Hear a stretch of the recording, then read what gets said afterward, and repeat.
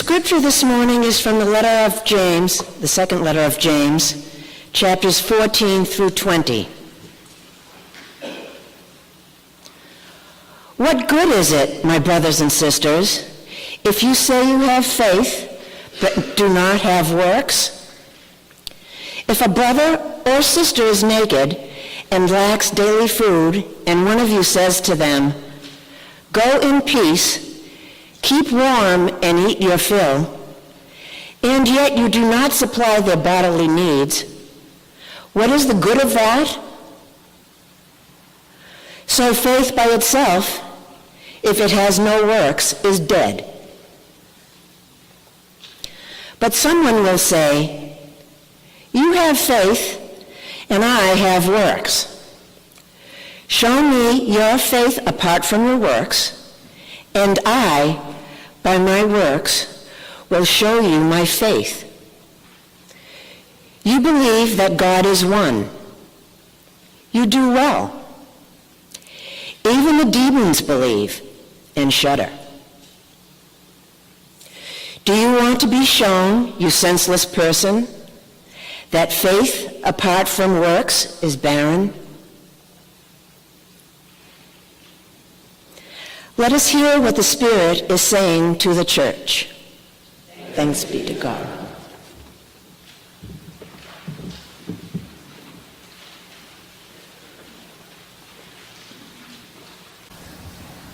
I was drawn in my heart and mind to think about the relationship between faith and good works. Now, that's a long history throughout the Christian faith about what is the relationship between faith, which is believing in God, not just trusting that there is a God, but investing part of our life's energy into that proposition, and living, trusting that there is a God who has the power to do for us so many of the things that we cannot do for ourselves. Faith is trusting that beyond the limits of being human, there is the mystery and the wonder of God. And then works are those activities that we engage in as a people of faith, actions of service, actions of advocacy for justice and for wholeness within our time. But throughout the Christian tradition, there's been this long conversation, debate, raucous contention, you might even say, about what is the relationship between the two. Scholars have pointed to the Apostle Paul, who says over and over again that we are justified by our faith, and that the good works that we do have little part in our journey toward wholeness and toward salvation. And then we get this letter of James, which seems to say the exact opposite. That the good works that we do matter. And back and forth through the history of Christendom, we've kind of struggled with that. And certainly when I was in seminary, that was the dominant argument. But I learned something this week that I thought I'd pass on to you.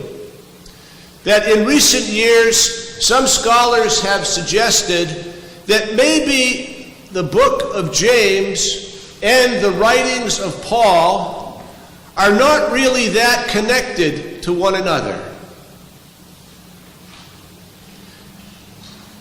They say that even though faith, as described by James in the letter, is very similar to faith as described by Paul, their notion of good works seem to be radically different. For Paul, Good works is about keeping the law, doing those things that the Jewish law asked.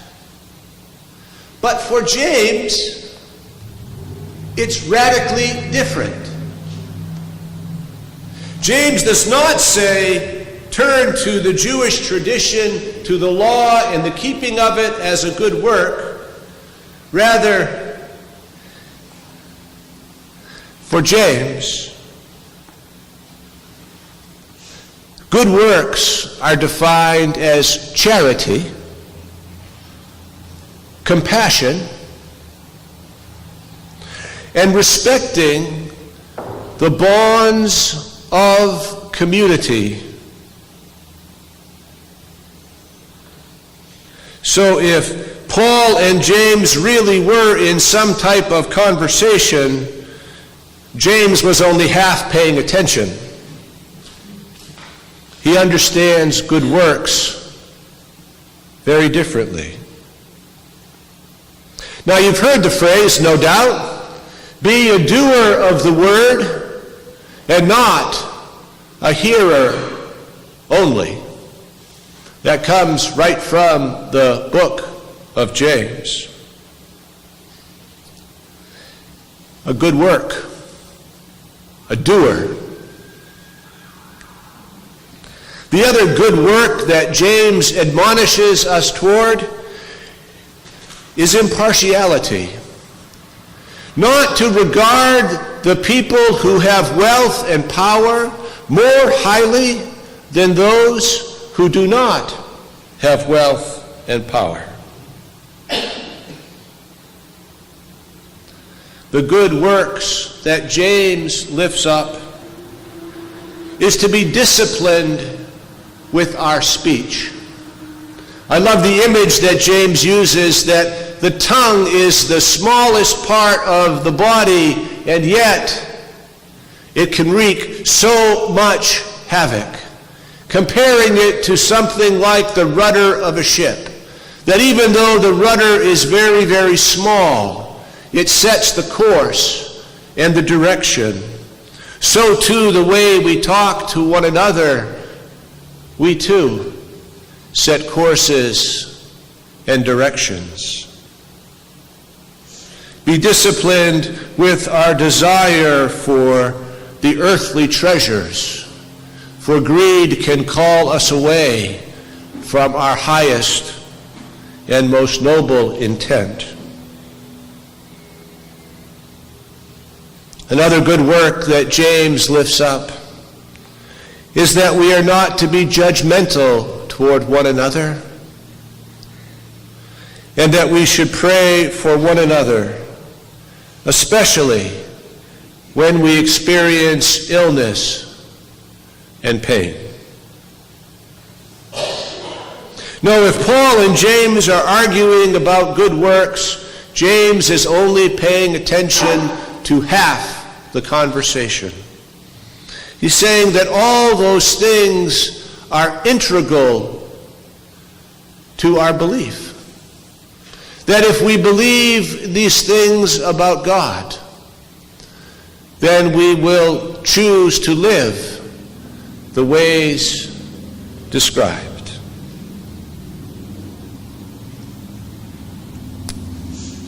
Well, last Monday we had a district day, and I was pleased to attend. We went up to Groveton, New Hampshire for a meeting of United Methodists from the New Hampshire district. It's been a long time since I've been up above the notch, and how things have changed. All of the factors that have affected our lives here in the southern part of the state are very present in the north as well. In fact, they're a little more extreme. With the closing of so many mills, the levels of poverty are much higher. The opioid crisis is hitting that part of our state.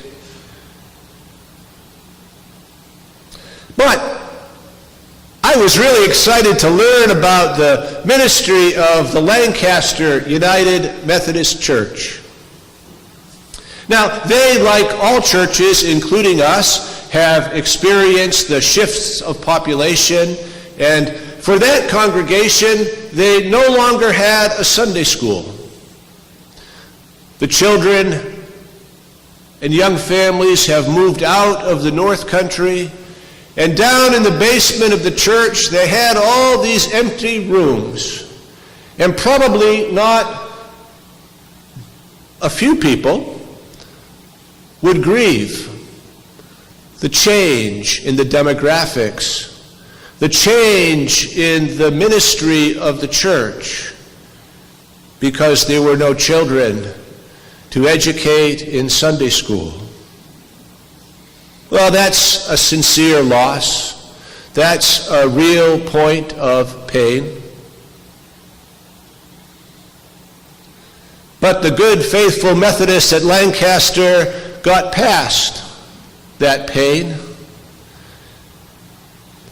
You see, they had 4 Sunday school classrooms and a coal bin in the basement of the church. They got a new furnace, so they didn't have to use coal anymore. And bit by bit, over the years, they have begun in that building a food pantry ministry. It started out with just one classroom being devoted to storing and preparing and dispersing the food. Then 2. Then they got hooked up with the Food Bank of New Hampshire and became a distribution center for that community. 3 and 4. And for some reason this sticks in my mind. They even had to convert the old coal bin into space for this ministry. And in addition to distributing food to the hungry, they began to conduct community meals. 3 times a week, there is a meal at the Lancaster Church. Not a church supper to raise money, but the gift of daily bread to those who hunger. I think that would fit quite nicely into James' description of a good work. Wouldn't you agree? And I was so proud to be a United Methodist and to know that our siblings in faith are engaged in such good things. And I hope you are proud with me this morning.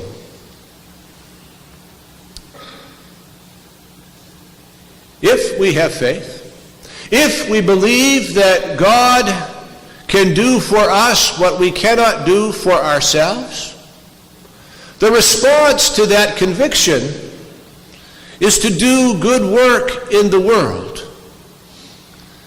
And on this World Communion Sunday, I'd like to tell you a story. I apologize, I kind of have to read it. It's a story that comes to us from the Philippines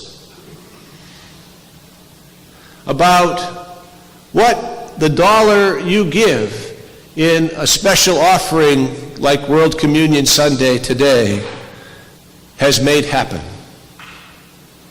Ellery Ortiz is proud of his family's long involved history as Methodists, which stretches back to 1902, 3 years after the first Methodist church in the Philippines was planted in Manila.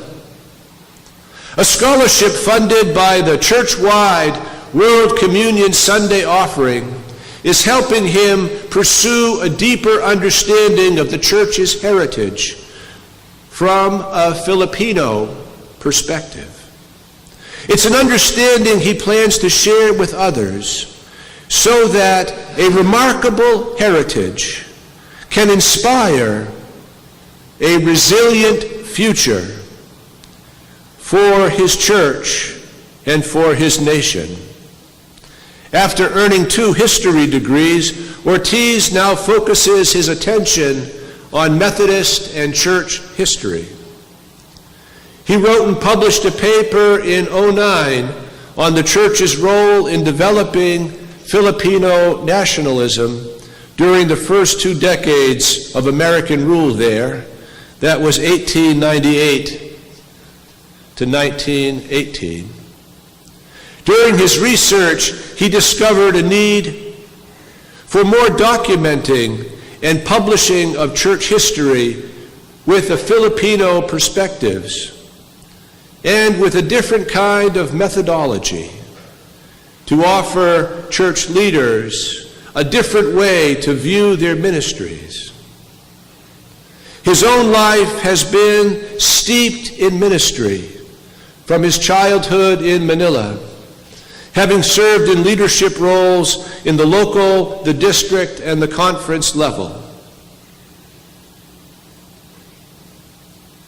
Studying at the University of Santo Tomas, where he is learning to be meticulous and critical in research and analysis, has broadened his awareness of historical sources and modern perspectives. More than anything, he wants to document this part of the world and to make it known.